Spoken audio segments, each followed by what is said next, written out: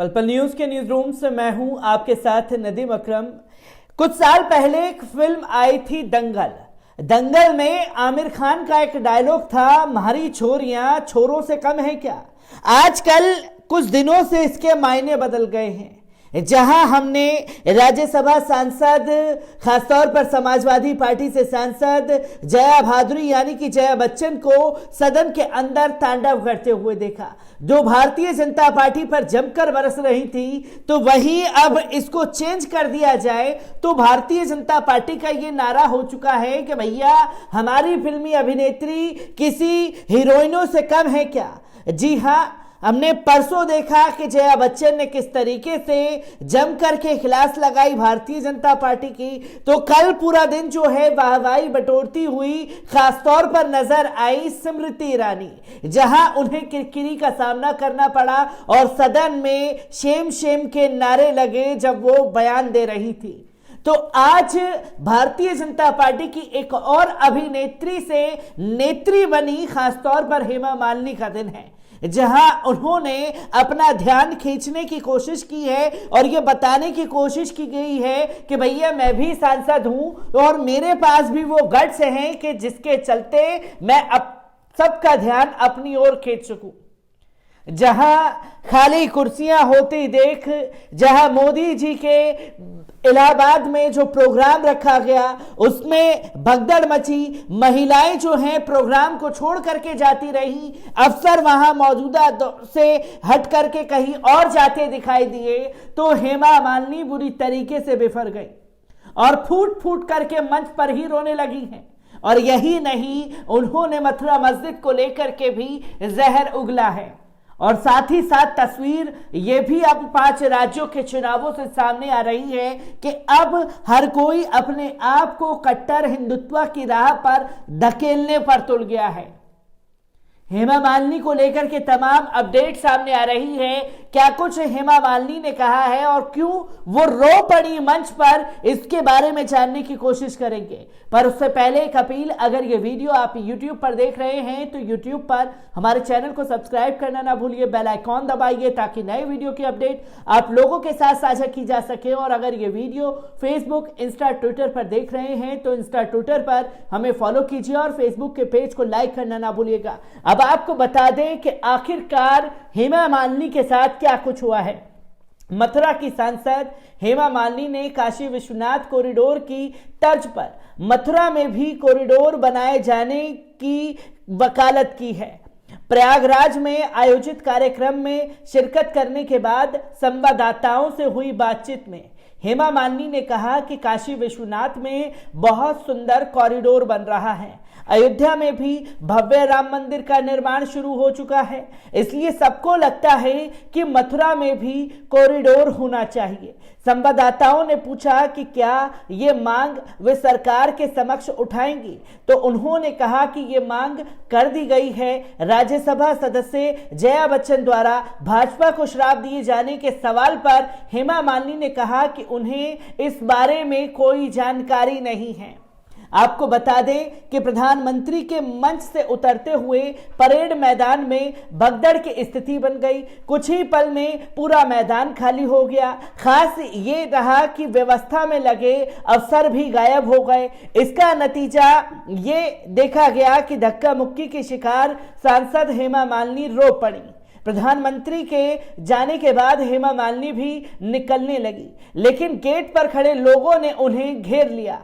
इस दौरान उन्हें धक्के भी लगे। वहां मौजूद सिविल डिफेंस के सदस्य के सुरक्षा कर्मियों की मदद से हेमा मालिनी को भीतर ले गए। इसके कुछ देर बाद वाराणसी की नंबर प्लेट वाले वाहन से उन्हें निकाला गया ताकि कोई पहचान न सके। सिविल डिफेंस के सदस्यों ने भीड़ नियंत्रण तथा ट्रैफिक व्यवस्था में भी प्रशासन की मदद ली थी, जिसकी तस्वीरें सामने आई। और इस तस्वीर के दौरान उन्होंने खुल करके ये कहा कि मथुरा में भी कॉरिडोर बनना चाहिए। मथुरा मस्जिद को लेकर के भी जहर जो है वो खासतौर पर हेमा मालिनी ने उगला है, क्योंकि ये देश की वो राजनीति हो चुकी है कि हर कोई अपने आप को कट्टर हिंदुत्व की राह पर धकेल देने पर तुला हुआ है।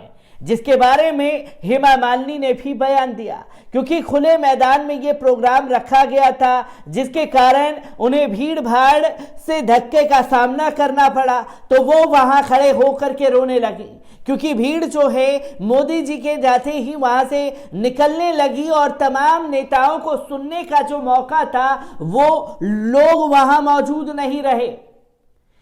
तब जाकर के हेमा मालिनी की आंखों से आंसू निकल आए। मंचों पर जो ड्रामा किया सो किया, और वहीं जब मीडिया कर्मियों ने उनसे बात करने की कोशिश की तो मथुरा मस्जिद को लेकर के उन्होंने जहर उगला और साथ ही साथ कहा कि कॉरिडोर मथुरा में भी बनना चाहिए, और इसकी मांग जो है उन्होंने केंद्र सरकार को भेज दी है और बहुत जल्द इसके ऊपर भी काम शुरू हो जाएगा, क्योंकि काशी में कॉरिडोर बन रहा है, अयोध्या में भव्य राम मंदिर का निर्माण हो रहा है, तो क्यों नहीं मथुरा में भी काम अब जल्द शुरू कर दिया जाए, जिसके चलते हेमा मालिनी को कई ट्रोलर्स का सामना भी करना पड़ रहा है।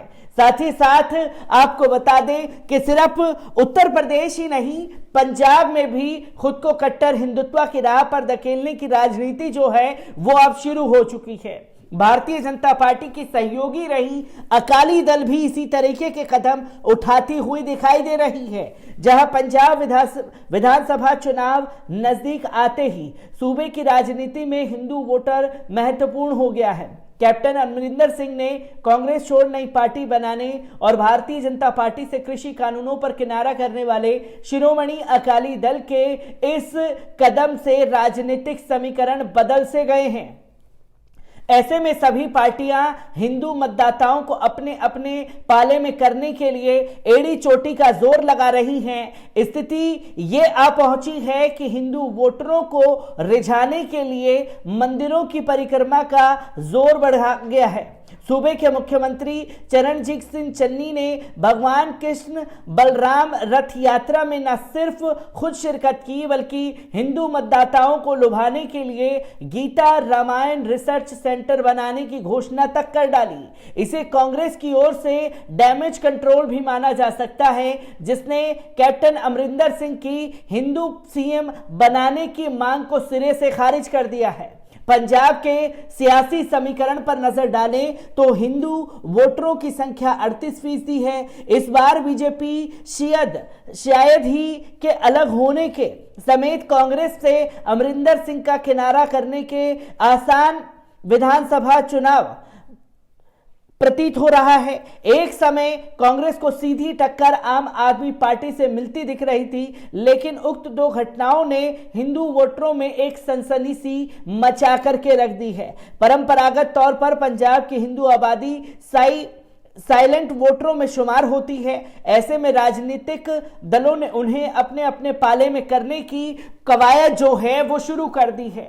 चाहे पंजाब की बात की जाए, चाहे उत्तर प्रदेश की बात की जाए, चाहे उत्तराखंड की बात की जाए, तो हर जगह हिंदुत्व की राजनीति की ओर जो है धीरे धीरे हर कोई अपनी ओर खींचने पर लगा हुआ है, ताकि वोटरों को लुभाया जा सके, जिसकी कोशिश हेमा मालिनी भी कर रही हैं। तो पंजाब में भी इसी तरीके की कोशिशें लगातार की जा रही हैं। मैं ऐसी ही खबरों से आपको रूबरू कराता रहूंगा। दीजिए इजाजत, शुक्रिया।